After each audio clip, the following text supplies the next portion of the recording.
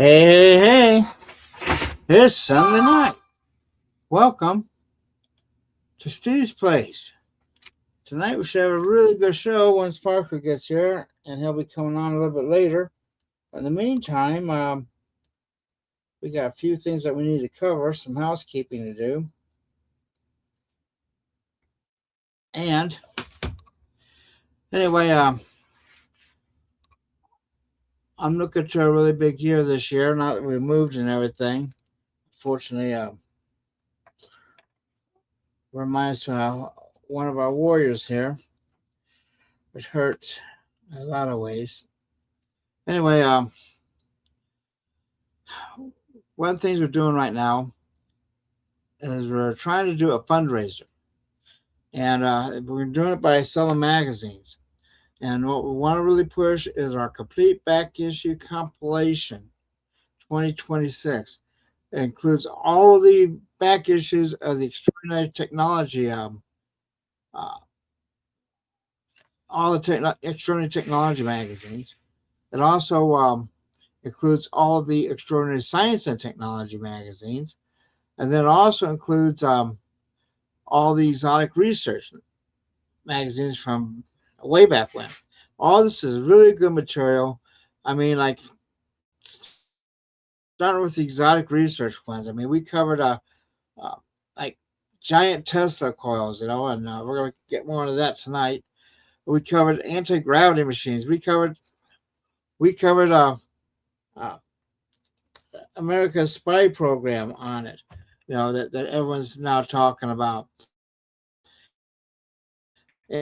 And we've covered all the insulin. Anyway, we've covered all this stuff in the past and everything, and it's still material that's good today. Physics don't really change; our understanding of physics evolved, and that's how come it's important to see some of these back issues because you can see the evolution of our train of thoughts, on a lot of topics and how we started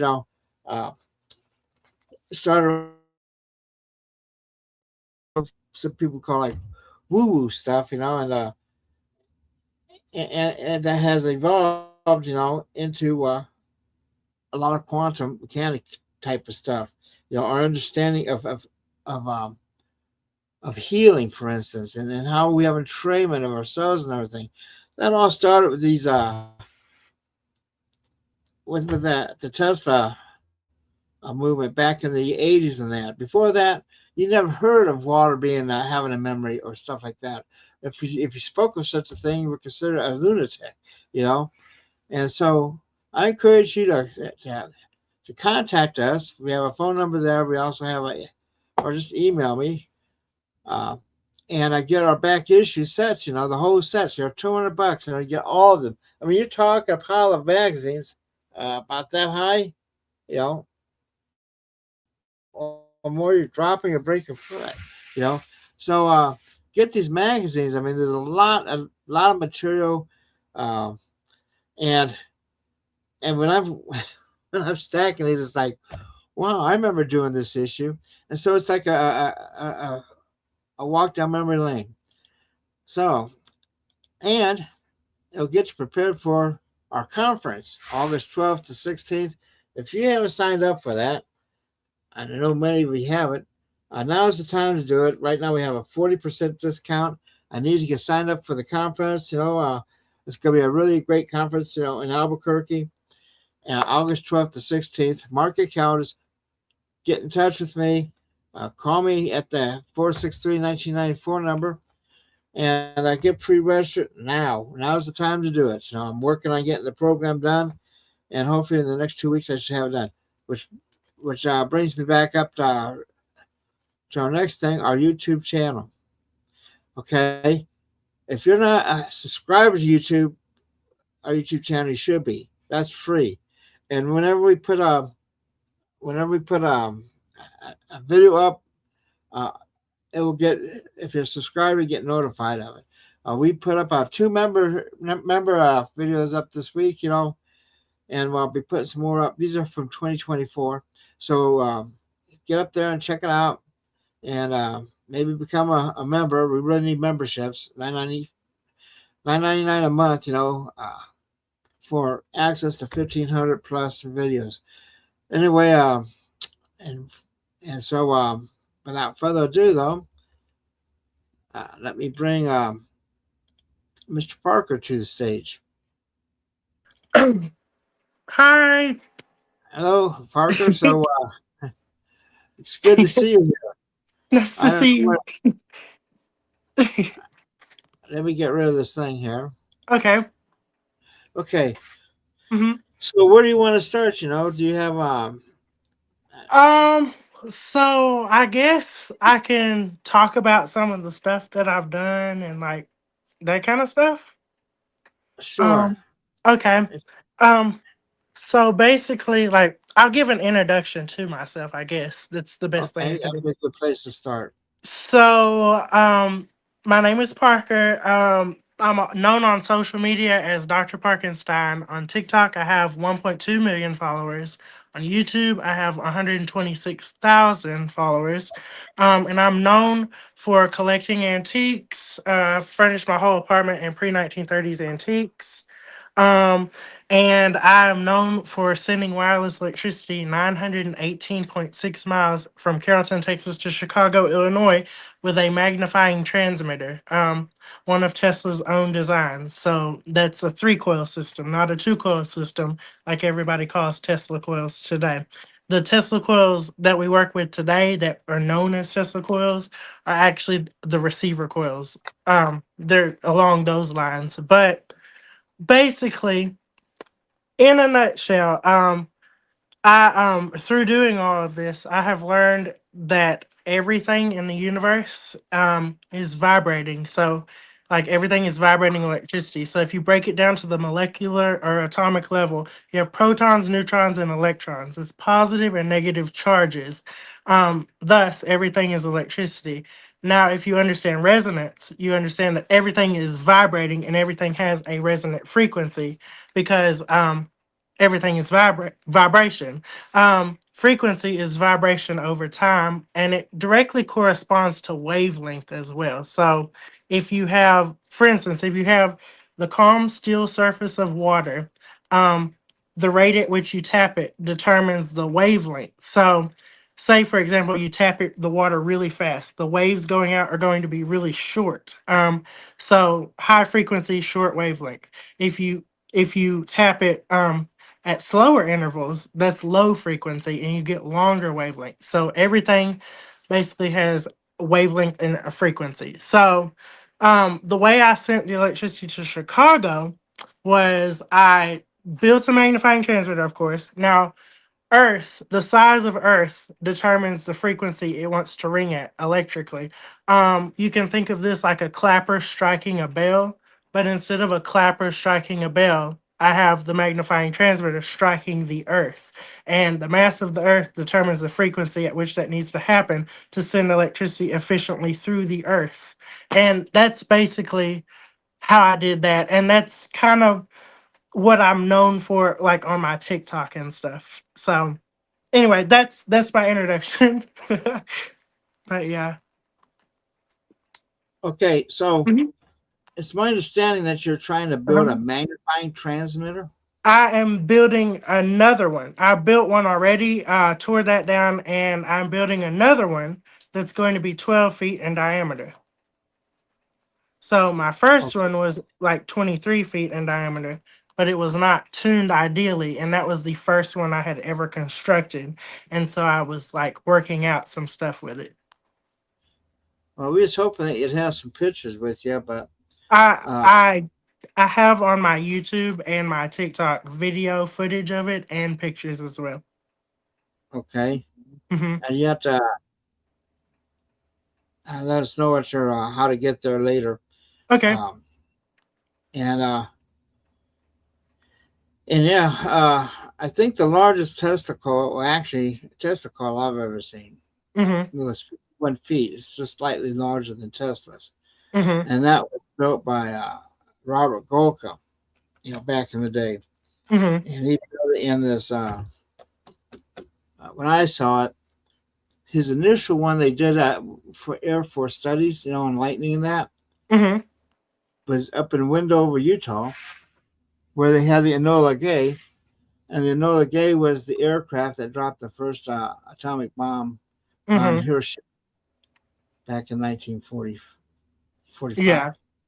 So it has a lot of things. So one of one of our people are watching, and they're asking if you are self trained or if you know what are you self taught or did you Um, get I some taught kind of degree?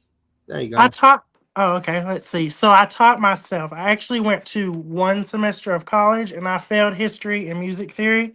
Um, in that one semester, and then the pandemic struck and I didn't really go back after that because we went to online school, and like I couldn't do that. I sat down and I was like, let me just go build a magnifying transmitter. So that's what I did. I never went back to college. So I don't really have I only have one semester of college education. Okay. Hmm. So for those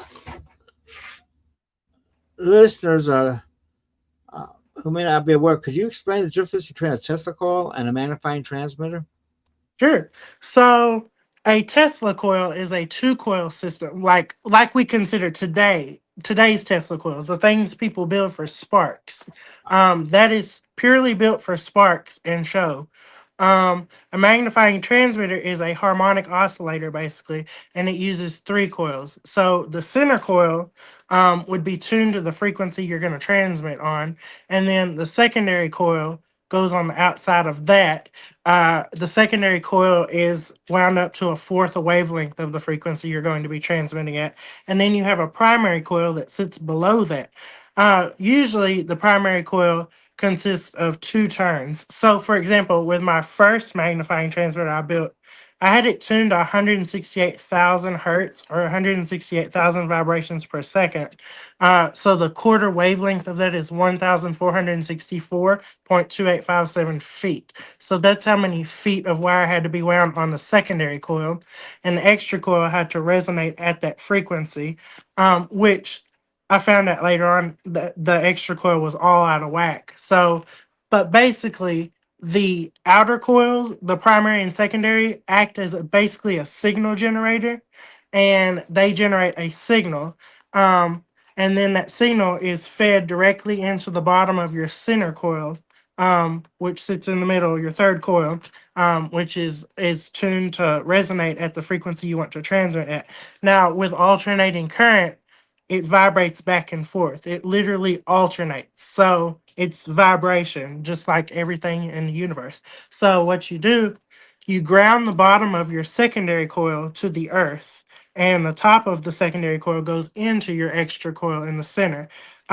Once everything is in perfect tune, it starts vibrating back and forth. And so to pick up this electricity in the earth, you need what we now consider today as a Tesla coil, but it's really the two coil system, the kind that most people build for sparks. That's actually a receiver coil. It's like a radio, basically, if you will. So the magnifying transmitter is like a broadcast station, and the two coil system is like a radio to receive that station.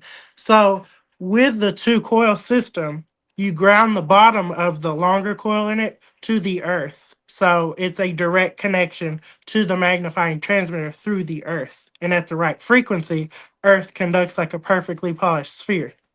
So that's basically the difference between the 2. Okay. And Mhm. hopefully you'll be at the conference, Mhm. and I hope that you'll bring a bunch of equipment with you because our guys love equipment. You I know. actually, on my table next to me, I have a radio transmitter I built. So I built this when I was 19 years old. I'm currently working on it, but that's it. That was one of my first so that was the first subject of one of my videos. So like when I started posting. And when did you start posting? So I started posting in 2020. One of my high school friends said you should get a TikTok and post stuff. So I did, and the first video went viral. So and the first video was on this transmitter, and I broadcasted a song from the 1920s to a radio in the other room. Um, I think I remember the name of the song. It was called "Ain't You Ashamed," and it was written in 1924. But I mean, I built this thing from scratch. It wasn't a kit or anything, and I wired it. This was my first project, so the wiring's a little messy in it. But yeah,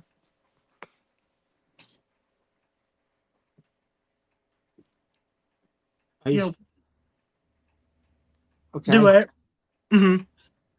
Yeah, and we are having a lot of internet problems today for some reason. I've been having them all day, and Yeah, so if we happen to lose the signal, just stay there, and I'll be right back. You know, I mean, this stuff is you know, it's kind of more of a nuisance. But yeah. now that was a radio set you built. So this is a transmitter. It broadcasts to the radio. It's a low power transmitter. Okay,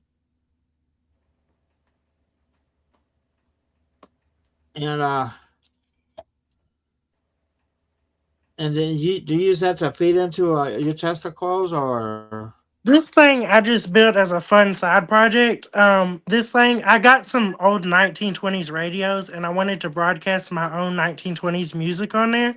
So I built this thing to broadcast the 1920s music on my old radios and stuff. It's an amplitude modulation transmitter. So you just focus on the 1920s, huh? Or I mean, not just the 20s. I like to collect stuff from like the 1890s to the 1930s. Um, but like that's just what I like to collect. That's kind of my style. okay, Hmm. well, I have a pretty impressive collection of computer stuff here, but that'd be like in the 70s, and Yeah. the stuff I have is so old. You know, I'm thinking about opening up a, a new computer shop down here and call it Dino's because the stuff is so old. I mean, but Yeah, yeah, I want to eventually, for me, I want to open a museum and a bed and breakfast and then furnish it like I want it to be in an old Victorian house, and I want to furnish it with like period antiques and everything. Like everything will be authentic, and I open it as a museum and a bed and breakfast. And the money I make from that, I can put into my electrical experiments and stuff. yeah, we seem to have a problem getting Bernie up here every time he comes up. He tries to come up. You know, I guess he's having his computer freeze or the internet freezes on him down there. You Yeah, know, and yeah. If y'all want, I can take you on like a quick apartment tour and show all my antiques I've collected. yeah, could you do that? Okay, my cousin is here. He's playing my VR headset. But anyway, let me flip my camera and I'll show you my apartment. So this is the parlor. Micah, look, this is my cousin. Anyway, this is my parlor.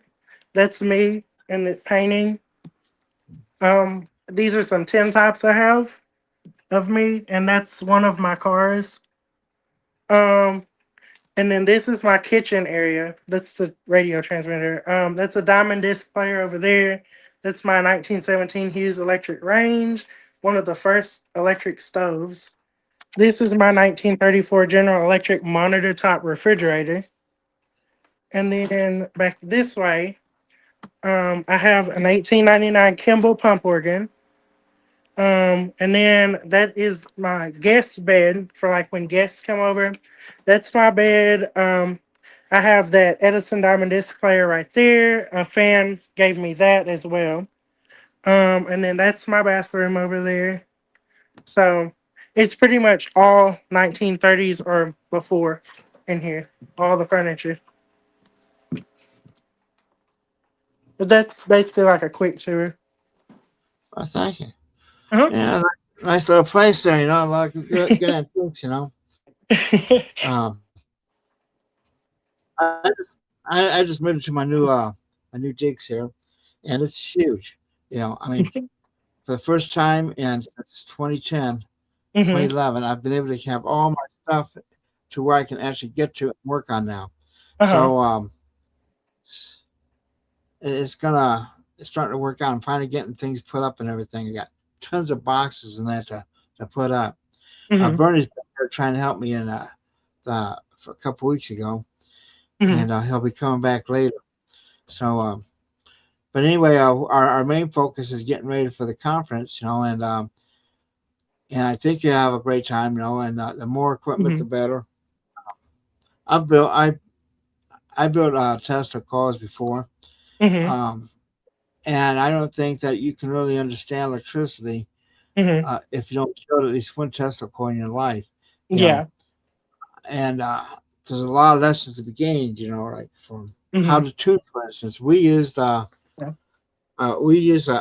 wire that we could just Mhm. uh, slide along the what's it, The the primary. primary that we could do to adjust the frequency to match your secondary. And Mhm. of course, now you got to be very careful in doing this stuff, folks, because this stuff can be dangerous and you can kill yourself if you don't do it right. You know, and even though I myself have handled, hundreds of thousands of votes, off the top, of one of these things, uh, even Tesla wore wooden shoes. He talks about his shoes they wears, and they were so high, so he wouldn't get electrocuted there. Uh, Safety is utmost importance. Um, and do you have like a little lab there that you use to work out of, or So at your my magnifying transmitter, it's at my dad's house in Carrollton, about 2 hours away. I built it when I was 19, the first one, and I'm currently in the works of building a second one that's going to be more fine tuned. And instead of using like little tiny ground rods, which are not ideal because all the electricity would be wasted as heat, and the goal is not sparks with the magnifying transmitter, it is to send power through the earth. So I dug a 15-foot well in my dad's backyard, and I lined it with 55-gallon steel drums welded together. It took, I think, 5 of them welded together end to end to line the well. I hit groundwater at 13 feet 2 inches. And groundwater is a great conductor because of all the minerals in it. And the steel casing of the well is the ideal ground rod. It's very low impedance. So that's going to be the ground for my second magnifying transmitter I'm building, which will be more fine tuned. and how many feet is that going to be across? 12 feet in diameter. 12 feet. The coil, it's Okay. the secondary and primary. The extra coil will sit in the center, and it will be about 4 feet in diameter, maybe three, give or take. Well, have you ever set your extra coil outside the center? I mean, I haven't. I actually have a really cool experiment that I do sometimes. I'll take a signal generator. My friend Griffin taught me how to do this, but I'll take a signal generator. And I'll get a little coil of wire. Um, and I will take an oscilloscope and I will put a fork on one of the leads of the oscilloscope to act as a capacitance or a capacitive load. Then I will put the fork in proximity to this coil that I've wound up on a little plastic form. And then I feed the bottom of the coil with the signal generator, and I'll dial it in until on the signal generator until I get the biggest waveform on the oscilloscope. Then once I have the biggest waveform, which the signal generator only goes up to 20 volts. But once I have the biggest waveform, I take this oscilloscope away and I can light a fluorescent light bulb on that little coil powered by 20 volts. Okay, so Mhm. what do you use for capacitors? So it depends on like which coil I'm working with. With that coil, it doesn't require capacitors. It's just the frequencies produced by the signal generator. Now with the magnifying transmitter, I in the early days, because I've thrown all this together without any funding behind me. Like, so I use what I have. That's what I've always done. Um, but in the early days with my first magnifying transmitter, I made the capacitors out of Topo Chico bottles. I would take a galvanized steel bucket and I would put salt water in there, and then I would drive nails into the lids of the Topo Chico bottles and wire all of the nails on the tops of the bottles together and immerse the sides of the bottles in that saltwater bucket. And so the tops of the bottles all wired together was one plate of the capacitor, and the steel barrel thing, the steel galvanized bucket was the other plate of the capacitor. And I would put about 32 bottles or 36 bottles in each bucket, and it would give me roughly 17 nanofarads of capacitance. That was in the early days.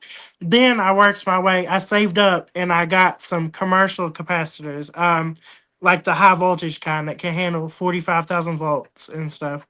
Um, I believe one of those was 64 nanofarads, and it didn't take up a lot of space at all. But that's what I used on my first magnifying transmitter. Um, on this one I'm constructing now, I'll probably get it dialed in with saltwater capacitors, and then once I know exactly what capacitance I need, I will order commercial capacitors. Now, those sound like the kind of capacitors that Tesla built, with Mm-hmm. his Mm-hmm. uh, he kind of describes in his patent, with the Mm-hmm. bottles thing, Yeah, he used Manitou spring water bottles. Yeah, Mm-hmm. I used to live in that town. I used to live in Colorado Springs, so I had a museum that was Mm-hmm. about 6 blocks from where Tesla built his lab.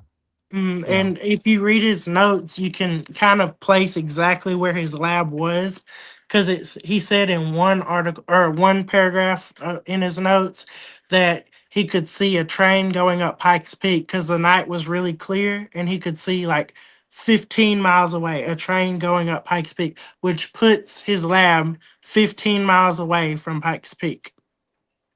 well, we pinpointed it. In fact, Mm-hmm. we published in one of our back issues there. Mm-hmm. We have the actual map and everything exactly where it is, and Mm-hmm. we base it on what Tesla wrote Mm-hmm. and how far he was Mm-hmm. from the city water main. And we have like Mm-hmm. all the maps from Colorado Springs and everything from Mm-hmm. the beginning. So yeah, we're Mm-hmm. able to do it and really pinpoint that down.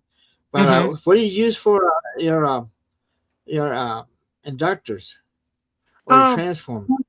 so I have a 7,200 volt 50 kVA pole transformer, and I have ballasted that with a welder. I still need to wind a custom ballast for it, but my magnifying transmitter has its own dedicated circuit, so I can use up to 200 amps on this magnifying transmitter. It's a lot of amperage. Mm-hmm. Yeah. Hopefully, I'll be able to get some videos Mm-hmm.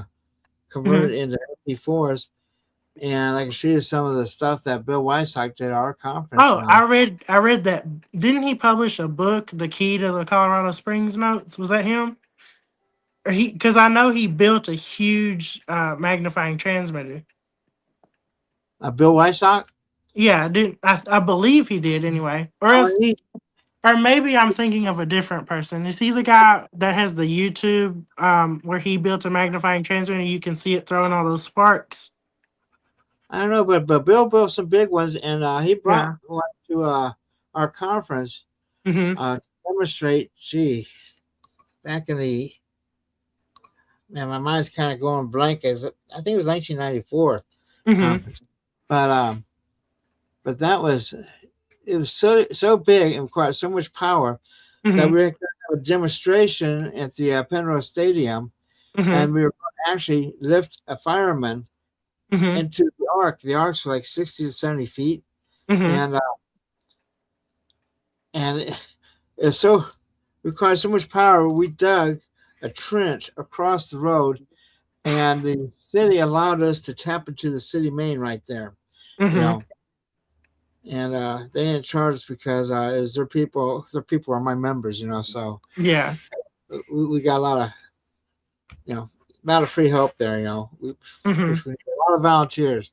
If it wasn't for Mhm. volunteers, we would be nothing. You know, Mhm. and that's the whole spirit of our conference is that everything's done pretty much on a volunteer basis, and which helps keeps our costs down, which enables us to do this because, well, uh, I'm of the school that if you're out to become a billionaire on free energy, it ain't going to happen, for you. Uh, Free energy seems to happen to those who are dedicated to it, and it happens. You know, maybe it's a thought thing. Maybe it's an intent thing. Like dowsing. And but if you're in it just solely for the money, I see where the people they never really make it. Uh, Yeah. but the key is science exploration, pushing the envelope, knowing our more about our existence and that, and and hopefully it'd be great to know if we could transmit power through the ground and really get rid of all these power lines, which causes these forest fires and everything. Mhm. Suck up a lot of resources building the wires and everything. Uh, So my goal with the magnifying transmitter, basically, it's kind of what Tesla wanted to do. But the magnifying transmitter will transmit power through the earth wirelessly. But to feed that, I want like a hydroelectric power plant eventually to feed the magnifying transmitter, basically like Warden Cliff. And then a renewable resource is feeding this system and well, sending the power through the earth. in Power's later days, he said the only really big mistake he made with regards to electricity was Hmm. that he thought he had to put the energy there, which is what you're Hmm. thinking. Hmm. Okay. He said, Hmm. but it's already there. Hmm. Well, you just have to You just cause the have to, earth to start vibrating at electrically. So it's basically like ringing a bell.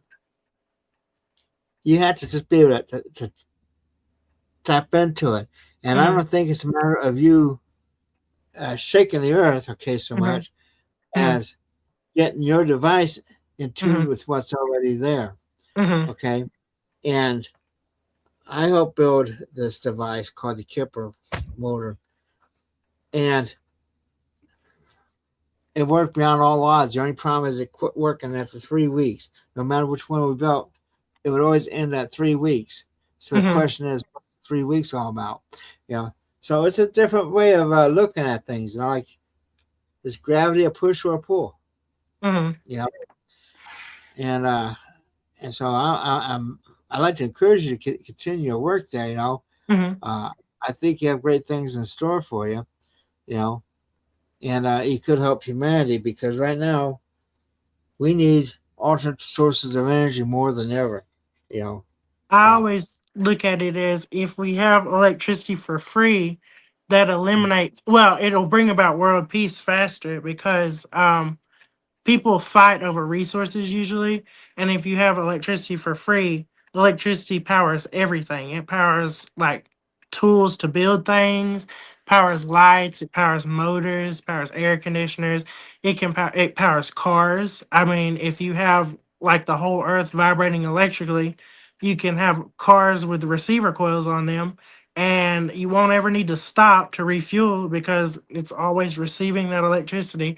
You could have planes that use like the counterpoise system, where the body of the plane would be the artificial ground, and since it's in proximity to the Earth, it will receive that electricity as well. Ships won't ever need to dock because they can receive that electricity as well from the Earth. So like I believe that that would bring about world peace because everybody would have what they wanted basically, so there would be nothing to fight about. uh, I consider you an optimist. If you ever get the Mhm, chance, read Tesla's mhm, problem of increasing human energy, because mhm, there he lays out his whole plan for it. And a lot of the stuff it kind mhm, of reflects what you say. Mhm. Um, but he was convinced that Mhm. mankind would always want to be in a war, always. Mhm. You know, Mhm. you always have fight, Yeah. and his thing was to get um, machines fighting machines, like drones and Mhm. everything. It's like the Yeah. automaton, and and because of that, we're seeing part of that come to fruit here in our lifetime. Mhm. With drones and Mhm. everything. You know, Mhm. uh, and then AI on top of it. But AI Mhm. scares me. Yeah. I don't trust AI. He said that you will live to see man-made horrors beyond your wildest comprehension. Yeah, I know Bernie's trying to get in here, but he's just not quite getting it. You know, but but so your next project is going to be doing. Do you have any other projects besides the magnifying transmitter? They're not really electrical, but I'm working on a 1929 Buick. I also need to work on my other cars. I have four 1920s cars. I have a 1926 Model T Ford truck. I have a 1926 Model T Ford Touring. I have a 1928 Durant, and I have a 1929 Buick. The Durant, I need to take the engine out and bore the back two cylinders and sleeve them. Um, and then for the Model T truck, I haven't opened it yet, but I was driving it the other day, and then the engine started making a noise like it was throwing around gravel inside. So I'm gonna guess that a connecting rod cap either cracked or a connecting rod cap bolt came out. So I got to fix that. The Model T Touring, I'm just finishing up fixing the transmission in that one. That one I've drove 165 miles one time in one day, and it took me 9 hours. 5 hours on the road, 4 hours stopped for my sanity. And then the Buick I just got last month. Um, and I am slowly fixing that up. It runs, but the carburetor needs adjustment and it needs a little work. So I'm working on that. Um, and then of course I'm working on the magnifying transmitter. And then tonight I'm gonna be working on this radio transmitter I built. I gotta solder some points in there. I haven't used it in a long time, so I'm getting it back into working condition. Um, but other than that, I don't really have any current projects going on other than that. But I do So have projects on the list that I want to eventually get to. so do you have a machine shop or you I just don't. I have a blacksmith friend. He lives about an hour away. His name is Shane. He makes knives and things. He's a literal blacksmith. So, but I don't have any machinist friends. So, but yeah. just get some? But let me clue you in on something, okay? I just reading the other Okay. day. Uh huh. You ever come out to Arizona? Uh Okay, huh. you go out to Yuma, Mhm. and north of Yuma on the Indian reservation is the world's largest collection of Model Ts. You Okay. know, and I can't remember the name of the museum, but Mhm. it's a off the wall museum. A guy lives way out in the middle of nowhere, and just has all these old cars and trucks and everything. I'm just Mhm. thinking, yeah, you need to go check that out. My So, fans online tell me I need to go to Is it Greenfield Village? In Dearborn, Michigan. no, Uh. this year will be Mhm. out by Yuma, out in the Yeah. middle of the. Yeah. If you hang on just a second, let's try to bring Bernie up here. Okay. Bernie, you hear us? Bernie, can you hear us? Hello, yes, it finally works. There we Yeah. are. So, Yeah, I've been listening and awesome stuff. And it's good to finally see you face to face, Parker. I look forward to, hanging out at Tesla Tech 2026 and your Hackasay, quite well, right? And Then there's also Nathan, another good friend of mine working Mm-hmm. on Tesla coils. So hopefully we'll be able to do some experiments while there. And Mm-hmm. do you anticipate having your magnifying transmitter up and running by August? It should be, Lord willing, and the creek don't rise. I think it will be, but so the I just finished. So my dad's helping me along with this one because I'm 2 hours away. But the deck that it's gonna sit on was just finished, so now it should be pretty straightforward from there. It's gonna sit on little ceramic insulators and stuff. So that's the next step, and then building the coil. Nice. Mm-hmm. And then, like you said, it's a transmitter, so others can plug in and actually Mm-hmm. receive energy from it wirelessly.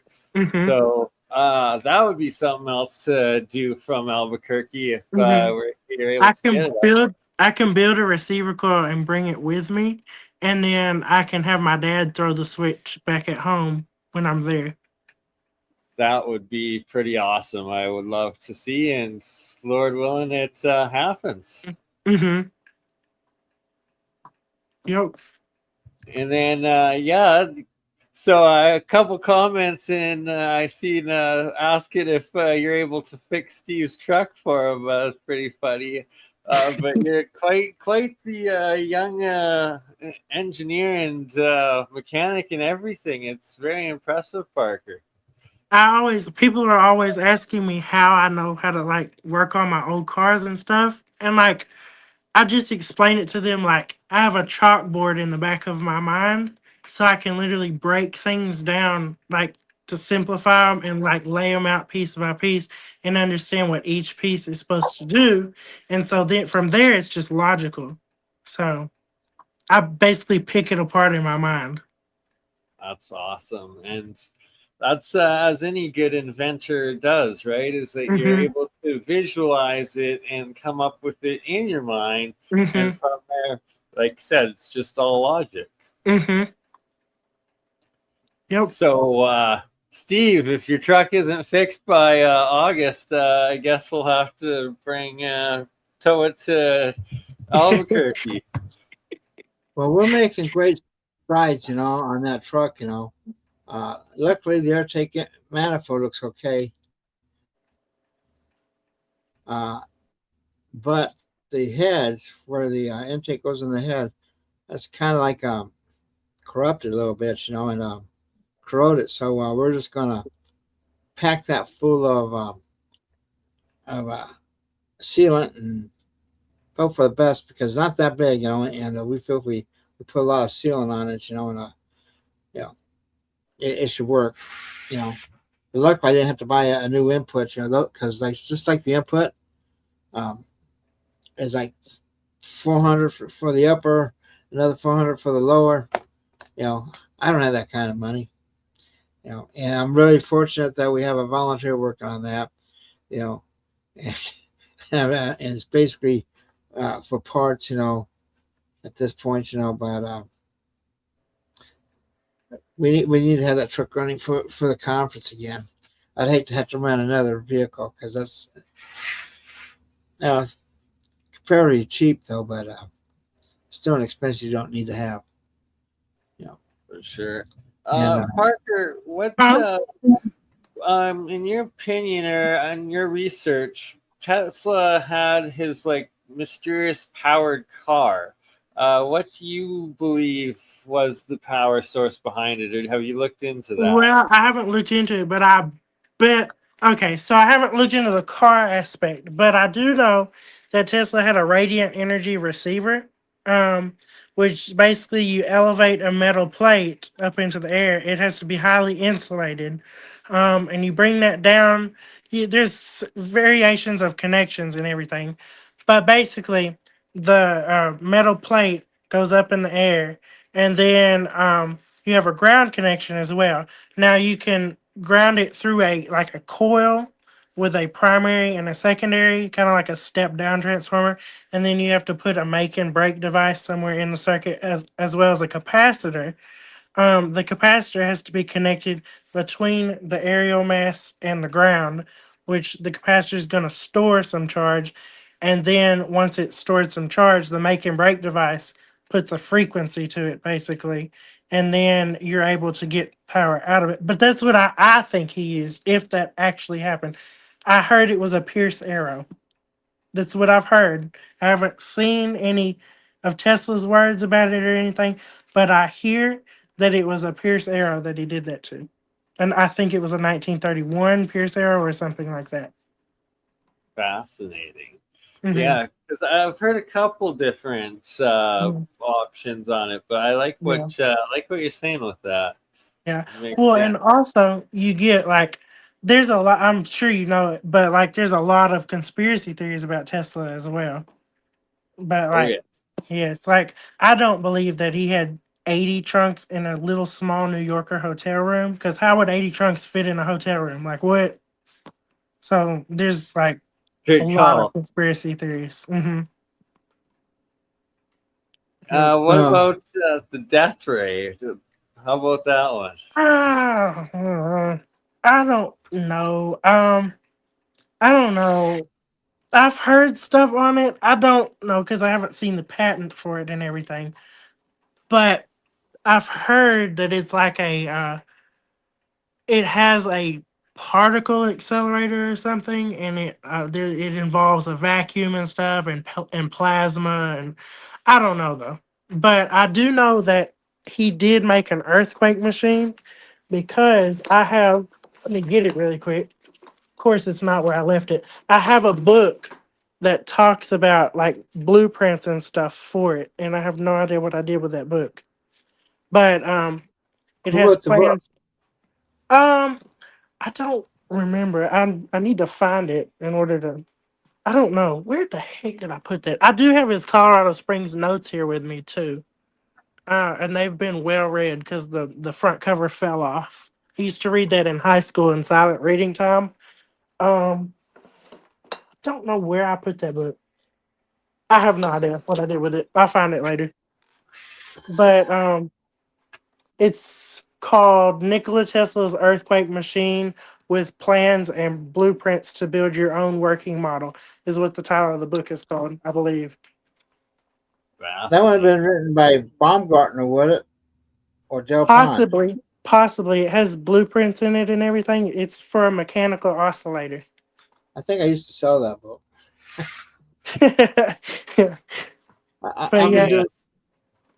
Steve I've has been doing this for a long time. quite the archives there. I was just there and heading back in a couple weeks, and yeah, it's well, he brings the whole library to Tesla Tech conference, so I'm sure you will have quite the time going through everything that's there, and we're going to Mhm, be scanning a bunch of it too. So we'll make mhm. sure to get you any digital copies of any of the treasure trove that's not so common. Yeah, this is my copy of the Colorado Springs notes I was talking about. And you can see it's well read. But there is a picture in here where he's lighting a bulb on a receiver coil right there. And that receiver coil was grounded. You can see right there. That's a hard cover, right? It used to be until the cover fell off. But yes. And It's got then, one over the shelf here, you know, mhm. and But yeah, it documents pretty much, well, a lot of the stuff. And then this one has the beginnings of the Warden Cliff notes in it as well. And it talks about the earth and everything. And I think somewhere in here is a picture of the beginnings of the Warden Cliff Tower. I don't remember what page that was on, but it's somewhere in there. Anyway, I have to find it. But well, yeah. Parker, I like to let you know about the Hotel New Yorker. Uh-huh. Tesla had this one room. Hmm. He had a living suite where he lived in, and then Hmm. he had a lab suite that he Hmm. worked, and these were Hmm. paid for by Westinghouse. Hmm. And it was pretty big place. I mean, I knew his cousin, his not Hmm. cousin, his grand nephew there, Uh-huh. Bill Trickle. okay, who Mhm. recently passed away a few years ago. But Mhm. Bill went there when he was a kid. When he Mhm. was like 19 years, his dad would take him there. And Turbo's dad Mhm. uh, is the inventor of the automatic transmission. Mhm. And the automatic transmission is in its most basic form a Mhm. glorified Tesla turbine. Yeah. So you see it all kind of fits together there. And and I have accounts of the Tesla car there, and I have Mhm. a book on it, and this motor that we built that only lasted 3 weeks Mhm. is what we believe that actually powered that car, and I believe that Mhm. Tesla was running into the same 3 week problem and didn't really get it solved, but Mhm. was able to sell the rights to the car to get the place in Helltown, New York, which at Mhm. that time was brand new.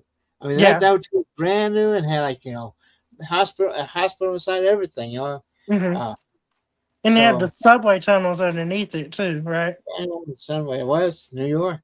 Mhm.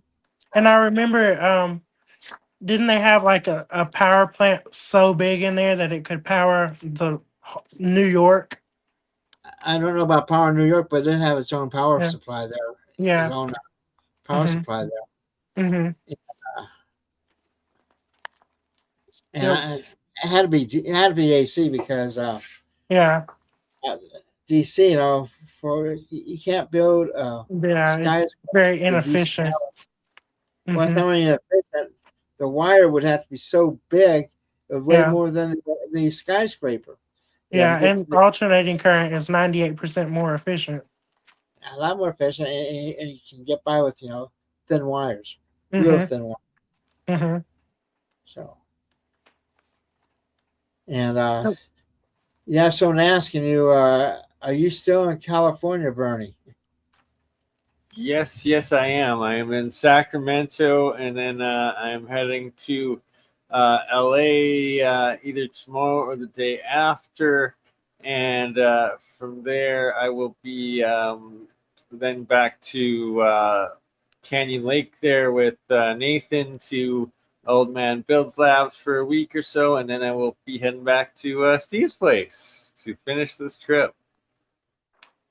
Yeah, Yeah, I gotta reach out to Hackasay. That we're supposed to meet up with him actually while I'm down at Nathan's in next week. So hopefully that's able to happen. And if so, I'll definitely make sure to give Parker a call while we're there and see if we can get some collaboration going on. yeah. So do you travel much, Parker? Yes, I do. So I'm actually supposed to go to West Virginia on the 18th or the 22nd. Just kidding. Um, but sometimes I just get in the car and decide to drive like 12 hours to Tennessee. I did that one time. I don't know why I do that, but I do. Um, I've been to over half of the United States. Right. Mhm. Well, now I'd be able to Amazing. see some New Mexico. I've been through there to get to Colorado one time, but that was when I was like, well, first time I went to Colorado was when I was like 8. And then I went again when I forgot. I don't remember, but I've been like 3 times. Which part? I went to Monarch, Colorado. I think that's how you say it. And I went skiing in Monarch, Colorado. And then I've been to Up Pikes Peak before. That was when I was 8. And then where else? Where else did I go? There was a cabin I stayed at there. It was and we went and saw some of those old like abandoned mines. I went to St. Elmo's, Colorado, saw an abandoned mine there. Um I went to the Molly Kathleen mine there. I don't remember what other parts I went to, but that's the main parts I remember. Colorado Springs and Monarch, Colorado. Yeah, well, used to live in Colorado Springs, and I've been inside Cheyenne Mountain about half dozen times. hmm That's where Conrad is, and they have a huge city inside the mountain there. hmm Uh, it's a classified area. Oh yeah, I did. I drove by that one time. I went to like a museum that was near there or something. It's like an indoor Wild West, basically. Like there was like the old. It's basically like an old Victorian town, but they built a whole metal building over it. I think Huh? that was I've there. been to that one. Where's that one at? I think it's near that base in the Cheyenne Mountain thing. I don't Huh? remember though, but That'd be something new. Uh, yeah, in the last 20 or 30 years, things could change a mhm, lot. yeah. Yeah. Hmm. They used to have a museum north of town, the Western um, Museum of Mining and Industry. They had Hmm. a lot of great stuff, and even if you get in their storerooms back there, they had all kinds of equipment up there. Mining That equipment, That equipment. sounds familiar. The museum I went to that had like the Wild West town, it had a bunch of Nickelodeons. Like you put the nickel in and it would play the like the organ and xylophone and all that stuff all in one. I can't even imagine where they would put that at though in Colorado Springs. Yeah. Well, no, it was near the Cheyenne Mountain. I don't know exactly where it was. Sky Mountain is to the south, actually to the southwest of Colorado Springs, and Oh. straight west of Fort Carson. And I was stationed at Fort Carson for a couple of years. Yeah, and Yeah. so I know that, and he used to deliver pizzas there too for a while. So I know that really affect my. But yeah, Yeah. times change. I Question. remember when I was driving to Colorado, I remember passing an extinct volcano somewhere in New Mexico. I think it was in New Mexico. It was just It on the was side of the road. there. That would be uh to the southeast of Raton Pass there. Yeah, yeah. So I know my I, geography. I drove that a lot. Well, I covered. I'm directionally challenged. I could get lost if I turn around. I don't believe that. I don't. No, I am Well, so directionally challenged. Like if I'm driving somewhere, if my GPS were to shut off or something, I'd be dead. I would die. I'd just die. we're gonna have to treat. I guess teach you how to read the stars, right? The star map, so you can never be lost. I would be like, oops, that was the wrong star this whole time. Um, question, Parker, have you Uh-huh. ever experienced or had any orbs with when you're Oh dealing my with the high? gosh. All the time. Like this apartment is so haunted. I kid you not, that door over there, it opens like all the time. Micah, get off the VR. Answer a question. Bruh. Yeah, it does. Bruh. Anyway, my cousin is here. Um, but no, I have orbs and so when I first got into this apartment, I was uh I was actually, this is documented on my TikTok. I stood right there and I said, if there are any spirits here, will you open this door? And that door clicked open and swung open. I was like, so then from there, I I started ghost hunting and stuff because I like to ghost hunt now. But and every time like I have music and stuff playing in one of my videos, you will see orbs and stuff just go all around. It's insane. But I don't get the feeling that they're bad entities and stuff.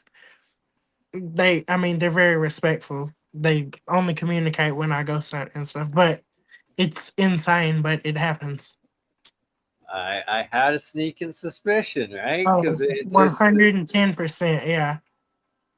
And then it like I goes get hand in things hand. I get things like so for instance, it's weird things too, but as confirmation, basically, like clocks will chime and stuff. There's one chiming in the back room right now, and lights here flicker too. It's insane stuff. Like you'd have to be here to like. I sound insane right now, but you'd have to be here anyway. I feel you. I don't know. Mhm. It goes hand in hand with this sort of work, and it's Yeah, like it's the other side, and that mhm. there. What about Tesla's Spirit Radio? Have you ever I have, made one of I those? have, but the schematics I found for that were not authentic. They did not use rotating nickel coherers like Tesla describes. So I want to go back through Tesla's notes and build what he built and see or hear what he heard. But because he didn't use a 1N34A germanium diode to receive radio frequencies, he had rotating nickel coherers and things to tap it and stuff to reset it. So I want to do it authentically. I look forward to that project for sure. Might have to stick around after the conference and try to come back and do some work with you. That clock is chiming. But anyway, I just find that funny, like, because I I was hope just so. talking about that. Right? Just Yeah, another confirmation. yeah. Anyway, but yeah, I want to build his authentic spirit radio. I want you to build it too. He'll- Well, I stay away from forces I don't understand. I put like a shield around me at all times, yeah. because you don't know what will happen if you open up one of those doors, you Mm-hmm. know. And I don't know if you ever heard of geez, like this big building in California there. That's supposed to be a gateway to other dimensions, And if you look at not Warren Cliff, but the other part of that Montauk, you go to Montauk, you know, and they think they had a beast come through that uh, to a portal there.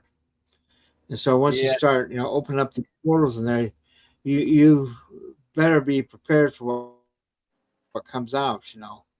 Mm-hmm. Uh, Well, no anything, summoning beasts, just like the classic orb spirits that Yeah. right I've had similar that they seem to be Yeah. non-nefarious. They seem to be nice and like good intentions, and Mm-hmm. that you gotta just have a positive intention and Yeah. not summon Yeah. entities, It's but just all deal with what's here. vibes. It's literally all vibes. Literally, like people say, you have good vibes. They don't realize they're talking about vibration. Right, exactly, and it's Like you vibrating on a higher just level, not said. the lower level. Yeah. Currently doing. Never heard of the Beach Boys? Good vibrations. Uh, Well, that's Classic. what it's all about—the good vibes and the good vibes with the good orbs. hmm I just I found know. that picture of Warden Cliff. That was it under construction. Yeah, That's what it was gonna look like. I had that picture too. hmm I This used is to have in. all the Oh, go ahead.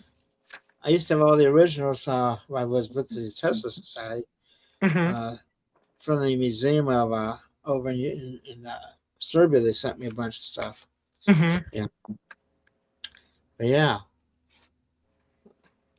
They So This came from the Belgrade Museum, I believe. This book, which they translated it from what it was written in. So I'm like, did they miss anything while they were translating it? parts It's of it was written in English, parts of it was written in the Serbian. Yeah. So I wonder if some of it got lost in translation. Also, most people don't realize that Tesla was writing this for himself, not the public. So it's And then written like, and you have to be like Tesla to understand, like, that he was writing to himself. and then what you also want is the patent wrappers, and hmm but I knew Dr. Marinchik, who hmm was one of the translators there. hmm In fact, he spoke at one of my conferences. I think it was 1990, maybe. hmm Spoke at that conference. You know, and hmm yeah. So anyway, we gotta call this thing to an end for now, and We have hopefully one last question. Hold on. Kate's got a question. I have a question for Parker. Okay. So I have a good friend of mine who he managed to get his car to run on water. Uh And he said that he got it to run on water and that he can start the car and huh. works, but Mhm. when he hits the gas, he hasn't Uh-huh. figured out how to get that to work. Like he can't get Um, that to. so I would assume it uses hydrogen and electrolysis. So I would say basically like, I would imagine like the hydrogen production would be more efficient at a certain frequency. And you probably need like a storage tank to store some of the hydrogen so you can get Okay. it to accelerate, because or else you're just going to be generating the same amount. Yes, that was Yeah. his problem. Yeah. Yeah, So he so needs to store it. He you needs to probably store it. need to store it. Got it. So that Okay. it's like a buildup of, it's kind of like you got to have more gas to go faster. Yeah. Yeah. That's what Mhm. he said. That's what he Yeah. said. That was his hmm issue. hmm Thank you. hmm